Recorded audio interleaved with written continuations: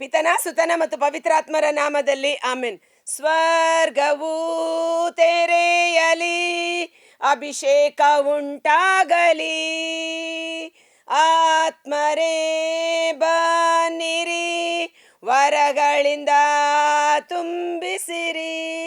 ಪ್ರಸನ್ನ ವೇಳೆ ಇದು, ಪ್ರಸನ್ನ ವೇಳೆ ಇದು, ಅಭಿಷೇಕದ ಸಮಯ. ಕ್ರಿಸ್ತನ ಸಾಕ್ಷಿಯಾಗಿನ ಮಾರ್ಪಡುವ ಸಮಯ, ನೂತನ ಸೃಷ್ಟಿಯಾಗಿನ ಮಾರ್ಪಡುವ ಸಮಯ. ಪ್ರಭು ಕ್ರಿಸ್ತರಲ್ಲಿ ಆತ್ಮೀಯ ಸಹೋದರ ಸಹೋದರಿಯರೇ, ಈ ದಿನದ ಮುಂಜಾನೆಯ ಜೀವಸ್ವರ ರೋಮನರಿಗೆ ಬರೆದ ಪತ್ರ 8ನೇ ಅಧ್ಯಾಯ ವಚನ 12. ಆದ್ದರಿಂದ ಅಂದ್ರೆ ಏನು? ನಿನ್ನೆ ದಿನದ ಜೀವಸ್ವರ ನೀವು ನೋಡಬೇಕು, ಅವಾಗ ನಿಮಗೆ ಕಂಟಿನ್ಯೂಷನ್ ಸಿಗುತ್ತೆ. ಆದ್ದರಿಂದ ಸಹೋದರರೇ, ನಾವು ಶರೀರ ಸ್ವಭಾವದ ಹಂಗಿನಲ್ಲಿಲ್ಲ, ಅದರ ಆಶಾಪಾಶಗಳಿಗೆ ಅನುಗುಣವಾಗಿ ಬಾಳುವ ಹಂಗಿನಲ್ಲೂ ಇಲ್ಲ.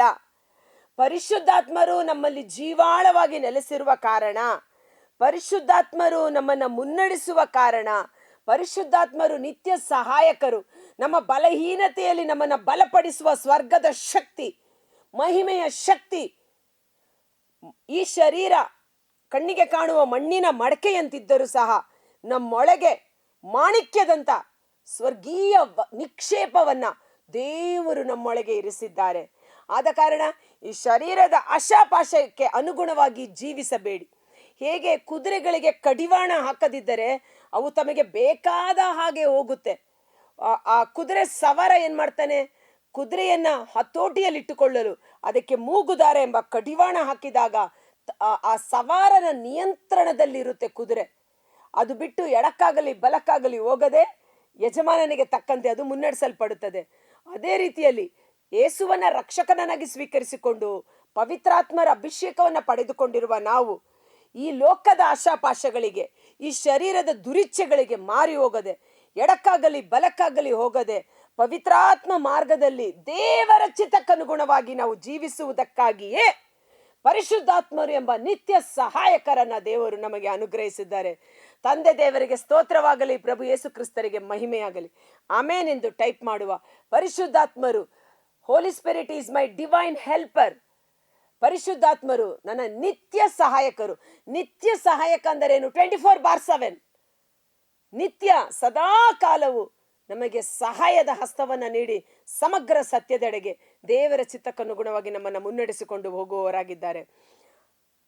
ಆದ ಕಾರಣ ಶರೀರ ಸ್ವಭಾವದ ಹಂಗಿನಲ್ಲಿಲ್ಲ, ಅದರ ಆಶಾಪಾಶಗಳಿಗೆ ಅನುಗುಣವಾಗಿ ಬಾಳುವ ಹಂಗಿನಲ್ಲೂ ಇಲ್ಲ.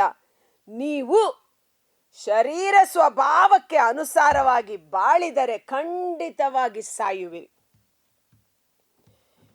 ಕ್ರೈಸ್ತೀಯ ಜೀವನ, ಮತ್ತೊಬ್ಬ ಕ್ರೈಸ್ತ ಎಂದು ಎನಿಸಿಕೊಳ್ಳುವ ನಾವು ನಮ್ಮೊಳಗೆ ಪರಿಶುದ್ಧಾತ್ಮರನ್ನ ಪಡೆದುಕೊಂಡಿರುವ ಕಾರಣ ಸಾಮಾನ್ಯ ಮನುಷ್ಯರಂತೆ ಜೀವಿಸುವುದಕ್ಕಾಗಿ ಕರೆಯಲ್ಪಟ್ಟವರಲ್ಲ.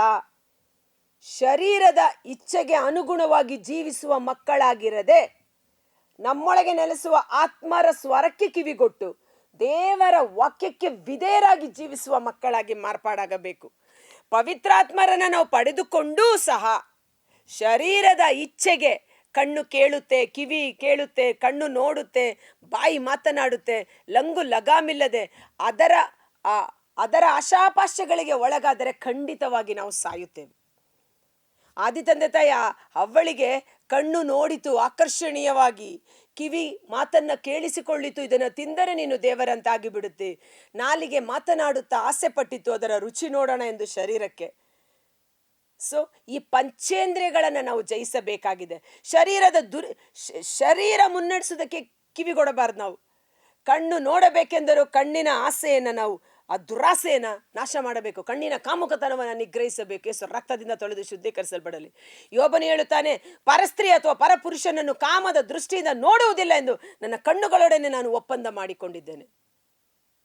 ದಾವಿದರ್ಸ ಹೇಳ್ತಾನೆ, ನಾನು ನನ್ನ ಬಾಯಿಯಿಂದ ಅಜಾಗರೂಕತೆಯಿಂದ, ನನ್ನ ಬಾಯಿಯ ಮಾತುಗಳಿಂದ ಪಾಪಕ್ಕೆ ಕಾರಣವಾಗದಂತೆ ನನ್ನ ಬಾಯಿಗೆ ಬೀಗವನ್ನು ಹಾಕಿ, ಜಿಪ್ ಹಾಕಿ ಬೀಗವನ್ನು ಹಾಕಿದ್ದೇನೆ. ಓ ನನ್ನ ಕಿವಿ ಕಿವುಡಾಗಿದ್ದರೆ ಎಷ್ಟೋ ಚೆನ್ನಾಗಿರುತ್ತಿತ್ತು ಎಂಬುದಾಗಿ.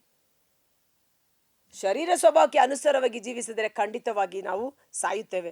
ಅದಕ್ಕಾಗಿ ಯೋಹಾನ 5ನೇ ಅಧ್ಯಾಯದಲ್ಲಿ ಆ ಬೆತ್ಸದ ಕೊಳದ ಮಂಟಪದಲ್ಲಿ 38 ವರ್ಷ ಕಾಲ ಪಾರ್ಶ್ವ ರೋಗದಿಂದ ನರಳುತ್ತಿದ್ದ ರೋಗಿಯನ್ನು ಪ್ರಭು ಯೇಸು ಮುಟ್ಟಿ ಗುಣಪಡಿಸಿದರು. ಮತ್ತೆ ಆ ರೋಗಿಯನ್ನು ಯೇಸು ಎದುರುಗೊಂಡಾಗ ಯೇಸು ಹೇಳ್ತಾರೆ, ಯೋಹಾನ 5:14, ನೋಡು, ಈಗ ನೀನು ಗುಣ ಹೊಂದಿರುವೆ, ಮತ್ತೆ ಹಳೆಯ ಪಾಪ ಮಾಡಬೇಡ. ಮತ್ತೆ ಹಳೆಯ ಪಾಪ ಮಾಡಿದರೆ ನಿನ್ನ ಸ್ಥಿತಿ ಈಗ ಇರುವ ಸ್ಥಿತಿಗಿಂತಲೂ ಅಂತ್ಯ ಸ್ಥಿತಿ ಅಧೋಗತಿಯಾಗಿರುತ್ತದೆ. ಮತ್ತೆ ಹಳೆಯ ಪಾಪ ಮಾಡಬೇಡ. ಪಾಪದ ಪಾಲಿಗೆ ಸತ್ತಿರುವ ನಾವು ಮತ್ತೆ ಹೇಗೆ ಹಳೆಯ ಪಾಪವನ್ನು ಮಾಡಲು ಸಾಧ್ಯ? ಆ ಪಾಪದ ಸ್ವಭಾವವನ್ನು, ಅದರ ಕೃತ್ಯಗಳನ್ನು ಶಿಲುಬೆಗೆ ಜಡಿದಿದ್ದೇವೆ. ಹೊಸ ಸೃಷ್ಟಿಗಳಾಗಿ ಮಾರ್ಪಾಡಾಗಿದ್ದೇವೆ. ಸಂಸೋನನಲ್ಲಿ ದೇವರ ಪರಿಶುದ್ಧಾತ್ಮರ ಶಕ್ತಿ, ಮಹಾನ್ ಶಕ್ತಿ ಸಂಸೋನನಲ್ಲಿ ನೆಲೆಗೊಂಡಿತ್ತು. ಎಂಥ ಅದ್ಭುತಕರವಾದ ಶಕ್ತಿ, ಎಂಥ ಅದ್ಭುತಕರವಾದ ಅನುಭವ ಸಂಸೋನನದಲ್ವಾ? ಕತ್ತೆಯ ದವಡೆಯ ಎಲುಬನ್ನು ತೆಗೆದುಕೊಂಡು ಯಾವುದೇ ಆಯುಧಗಳಿಲ್ಲದೆ 1000 ಜನ ಫಿಲಿಸ್ಟಿಯರನ್ನು ಸಂಹರಿಸಿದ. ಕ್ರೂರವಾದ ಸಿಂಹ ತನ್ನ ಎದುರಿಗೆ ಬಂದರೂ ಸಹ ದೇವರಾತ್ಮ ಅವನ ಮೇಲೆ ಇಳಿದು ಬಂದಾಗ ಒಂದು ಕುರಿಮರಿಯನ್ನು ಎಂಬಂತೆ ಅದನ್ನು ಸೀಳಿ ಹಾಕಿದ. 300 ನರಿಗಳನ್ನು ಹಿಡಿದ. ಮೈ ಗಾಡ್, ಇವತ್ತು ಒಂದು ನಾಯಿಯನ್ನು ಹಿಡಿಯೋದೇ ಕಷ್ಟ. ಅದರಲ್ಲಿ ನರಿಗಳು 300 ನರಿಗಳನ್ನು ಹಿಡಿದು ಒಂದಕ್ಕೊಂದು ಬಾಲಗಳನ್ನು ಕಟ್ಟಿ ಬೆಂಕಿ ಹಚ್ಚಿ ಫಿಲಿಸ್ಟಿಯರ ಬೆಳೆಯನ್ನು ನಾಶ ಮಾಡಿ ಇಸ್ರಾಯೇಲರನ್ನು ಕಾಪಾಡಿದ. ಕೋಟೆ ಕೊತ್ತಲುಗಳನ್ನು, ಬಾಗಿಲುಗಳನ್ನು ಹಾಗೆ ಒಂದೇ ಸುಲಭವಾಗಿ ಕಿತ್ತು ಬಿಸಾಡುತ್ತಿದ್ದ ಕಬ್ಬಿಣದ ಬಾಗಿಲುಗಳನ್ನು, ಕೈಕಾಲುಗಳಿಗೆ ಕಟ್ಟಿದ ಸರಪಣಿಗಳು ದಾರವೋ ಎಂಬಂತೆ, ಹಗ್ಗವೋ ಎಂಬಂತೆ ಮುರಿದು ಬೀಳುತ್ತಿತ್ತು. ಅಂಥ ಒಂದು ಎಂಥದ್ದು ಬಲಿಷ್ಠವಾದ ಅಭಿಷೇಕ, ಮಹಾನ್ ಶಕ್ತಿ ಅಂತ ಹೇಳಬಹುದು. ಶತ್ರುಗಳು ಹೇಳ್ತಾರೆ, ಇವನ ಮಹಾನ್ ಶಕ್ತಿಗೆ ಕಾರಣ ಏನು?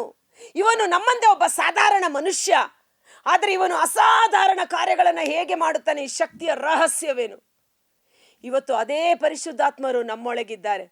ಆದರೆ ಸಂಸೋನನು ವ್ಯಭಿಚಾರ ಅಥವಾ ಕಣ್ಣಿನ ಆಸೆಗೆ ಅನುಗುಣವಾಗಿ ತನ್ನ ಕಾಲುಗಳು ನಡೆದ ಕಾರಣ ಅವನು ಸುಲಭವಾಗಿ ಪಾಪದಲ್ಲಿ ಬಿದ್ದು ಹೋದ. ಅವನು ಅಭಿಷೇಕವನ್ನು ಕಳೆದುಕೊಂಡು ಶತ್ರುಗಳಿಗೆ ವಶವಾದ. ಅವನ ಸ್ಥಿತಿ ಅಧೋಗತಿ. 2 ಕಣ್ಣು ಕಿತ್ತು ಕುರುಡ, ತಲೆ ಬೋಡಿ, ಸೆರೆಮನೆಯ ಕಾರಾಗೃಹದಲ್ಲಿ ಕೆಲಸ ಮಾಡುವಂಥ ದುರವಸ್ಥೆ. ಆದರೆ ಸಂಸೋನನು ಮತ್ತೆ ಪಶ್ಚಾತ್ತಾಪ ಪಟ್ಟ ಕಾರಣ ದೇವರ ಅಭಿಷೇಕವನ್ನು 2 ಪಟ್ಟು ಮತ್ತೆ ಪಡೆದುಕೊಂಡದನ್ನು ನಾವು ನೋಡುತ್ತೇವೆ. ಇವತ್ತು ನಮ್ಮೆಲ್ಲರಿಗೂ ಇದೊಂದು ನಿದರ್ಶನ. ಇವತ್ತು ನಮಗೊಂದು ಕಾನ್ಷಿಯಸ್ ಇರಬೇಕು. ಕಾನ್ಷಿಯಸ್ ಅಂದ್ರೇನು? ಪ್ರಜ್ಞೆ, ಮನಸ್ಸಿನ ಪ್ರಜ್ಞೆ. ನನ್ನೊಳಗೆ ಪರಿಶುದ್ಧಾತ್ಮರಿದ್ದಾರೆ, ಪರಿಶುದ್ಧಾತ್ಮರಿಗೆ ಕಾರ್ಯ ಇಷ್ಟ ಇಲ್ಲ, ಪರಿಶುದ್ಧಾತ್ಮರಿಗೆ ನಾನು ಇಲ್ಲಿ ಹೋಗುವುದು ಇಷ್ಟ ಇಲ್ಲ, ನಾನು ಎಲ್ಲಿ ಹೋಗಬೇಕು, ಎಲ್ಲಿ ಹೋಗಬಾರದು, ಏನು ಮಾಡಬೇಕು, ಏನು ಮಾಡಬಾರದು. ಪರಿಶುದ್ಧಾತ್ಮರೇ ನನ್ನನ್ನು ಮುನ್ನಡೆಸಿ ದೇವರ ಚಿತ್ತಕ್ಕನುಗುಣವಾಗಿ ನನ್ನಲ್ಲಿ ಕಾರ್ಯ ಮಾಡಿ ಎಂದು ಪರಿಶುದ್ಧಾತ್ಮರ ನೆರವಿನಿಂದ ಪಾಪವನ್ನು ಜಯಿಸಬೇಕು. 1 ಪೇತ್ರ 2:11 ನಾವು ನೋಡ್ತೇವೆ, ನಿಮ್ಮೊಳಗೆ, ಚೆನ್ನಾಗಿದೆ ಆ ವಾಕ್ಯ, 1 ಪೇತ್ರ 2:11, ಪ್ರಿಯರೇ, ಈ ಲೋಕದಲ್ಲಿ ಆಗುಂತಕರಂತೆಯೋ ಅಪರಿಚಿತರಂತೆಯೋ ಬಾಳುವ ನೀವು ಆತ್ಮಕ್ಕೆ ವಿರುದ್ಧ ಹೋರಾಡುವ ದೈಹಿಕ ವ್ಯಾಮೋಹಗಳಿಂದ ದೂರವಿರಬೇಕೆಂದು ನಿಮ್ಮನ್ನು ಕೇಳಿಕೊಳ್ಳುತ್ತೇನೆ. ಅದಕ್ಕಾಗಿ ಬೆಟ್ಟ ಗುಡ್ಡಗಳ ಮೇಲೆ ಓಡಾಡುವ ಜಿಂಕೆಯಂತೆ ನಿನ್ನ ಕಾಲುಗಳನ್ನು ಮಾರ್ಪಡಿಸುತ್ತೇನೆ ಎಂದು ದೇವರು ಹೇಳುವುದು. ಯಾಕೆ ಜಿಂಕೆಯ ಕಾಲುಗಳು? ಜಿಂಕೆ ಅತಿ ವೇಗವಾಗಿ ಓಡುತ್ತದೆ. ಒಂದು ಕ್ರೂರವಾದ ಪ್ರಾಣಿ ತನ್ನನ್ನು ಹಿಡಿದುಕೊಳ್ಳುತ್ತದೆ ಅನ್ನುವಾಗ ಎಷ್ಟು ವೇಗವಾಗಿ ಓಡುತ್ತದೆ ಅದರಿಂದ ತಪ್ಪಿಸಿಕೊಳ್ಳುವುದಕ್ಕಾಗಿ.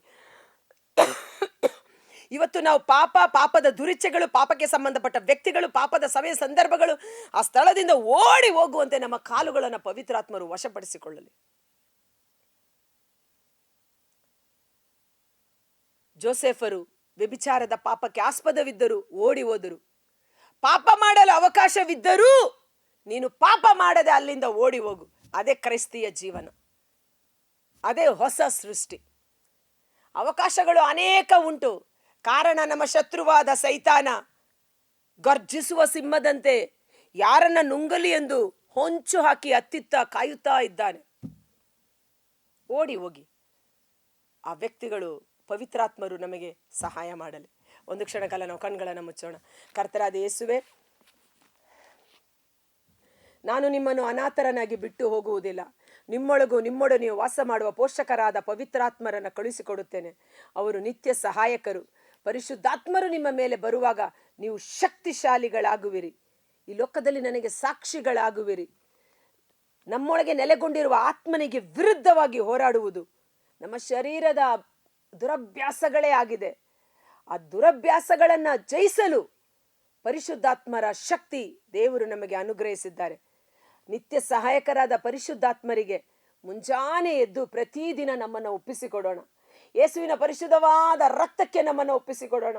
ಯೇಸುವೇ, ನಿನ್ನ ಪರಿಶುದ್ಧವಾದ ರಕ್ತದಿಂದ ನನ್ನ ಶರೀರವನ್ನು, ನನ್ನ ಪಂಚೇಂದ್ರಿಯಗಳನ್ನು, ನನ್ನ ಆತ್ಮವನ್ನು, ನನ್ನ ದೇಹವನ್ನು ತೊಳೆದು ಶುದ್ಧೀಕರಿಸಿರಿ. ಈ ಮುಂಜಾನೆ ವೇಳೆ ಪರಿಶುದ್ಧಾತ್ಮರ ಕೃಪೆಯಿಂದ ನನ್ನನ್ನು ತುಂಬಿಸಿರಿ. ನನ್ನನ್ನು ಚೆನ್ನಾಗಿ ಅರಿತುಕೊಂಡಿರುವ ಪರಿಶುದ್ಧಾತ್ಮರೇ, ನನ್ನನ್ನು ನೀವು ಆಳ್ವಿಕೆ ಮಾಡಿರಿ. ಹೇಗೆ ಕುದುರೆ ಸವಾರ ಒಂದು ಲಂಗರನ್ನ ಅದರ ಬಾಯಿಗೆ ಹಾಕಿ ಕಡಿವಾಣವನ್ನ ತನ್ನ ಕೈಯಲ್ಲಿ ಇರಿಸಿಕೊಳ್ಳುತ್ತಾನೋ, ಪರಿಶುದ್ಧಾತ್ಮರೇ ನನ್ನಲ್ಲಿ ಆಳ್ವಿಕೆ ಮಾಡಿರಿ. ನೀವು ಬಂದು ನನ್ನನ್ನು ವಶಪಡಿಸಿಕೊಳ್ಳಿರಿ. ಇನ್ನು ಮೇಲೆ ಜೀವಿಸುವುದು ನಾನಲ್ಲ, ಯೇಸುವೇ ನನ್ನಲ್ಲಿ ಜೀವಿಸುತ್ತಾರಲೆಂದು ನನ್ನ ನಡೆಯಿಂದಲೂ ನುಡಿಯಿಂದಲೂ ಯೇಸುವಿನ ನಾಮಕ್ಕೆ ಮಹಿಮೆ ತರುವ ಜೀವನವಾಗಿ ಮಾರ್ಪಾಡಾಗುವಂತೆ ಪಾಪವನ್ನ ಜಯಿಸಿ ಪರಿಶುದ್ಧನಾಗಿ ಬಾಳಲು ಬೇಕಾದ ಕೃಪೆ ನನಗೆ ಅನುಗ್ರಹಿಸಿರಿ. ಈ ಲೋಕದಲ್ಲಿ ಕಷ್ಟ ಸಂಕಟಗಳು ನಿಮಗೆ ತಪ್ಪಿದ್ದಲ್ಲ, ಧೈರ್ಯದಿಂದಿರಿ. ಅವುಗಳನ್ನು ನಾನು ಜಯಿಸಿದ್ದೇನೆ. ಆ ಜಯದ ಆತ್ಮರನ್ನ ನಿಮ್ಮೊಳಗೆ ಇರಿಸಿದ್ದೇನೆ. ಈ ಲೋಕವನ್ನು ಜಯಿಸುವಂಥದ್ದು ನಮ್ಮ ವಿಶ್ವಾಸವೇ. ಯೇಸುವೇ ನನ್ನ ದೇವರು ಎಂದು ನಂಬಿ ಅವರ ಆತ್ಮರಿಂದ ಅಭಿಷೇಕಿಸಲ್ಪಟ್ಟ ಪ್ರತಿಯೊಬ್ಬ ವ್ಯಕ್ತಿ ಈ ಲೋಕವನ್ನು ಜಯಿಸುವವನಾಗಿದ್ದಾನೆ. ಈ ಲೋಕದಲ್ಲಿರುವ ದುರಾತ್ಮನಿಗಿಂತಲೂ ನನ್ನೊಳಗೂ ನಮ್ಮೊಡನೆ ವಾಸ ಮಾಡುವ ಪರಿಶುದ್ಧಾತ್ಮರು ಬಲಾಢ್ಯರು. ಆ ಪರಿಶುದ್ಧಾತ್ಮರ ಶಕ್ತಿಯಿಂದಲೂ ಅಭಿಷೇಕದಿಂದಲೂ ಪಾಪವನ್ನು ಜಯಿಸಿ ದೇವರಿಗೆ ನೈಜ ಸಾಕ್ಷಿಗಳಾಗಿ ಜೀವಿಸುವಂತೆ ನಮ್ಮ ಪಾಪದ ದುರಭ್ಯಾಸಗಳು ಪವಿತ್ರಾತ್ಮರ ಅಗ್ನಿಯಲ್ಲಿ ಸುಟ್ಟು ಭಸ್ಮವಾಗಲಿ.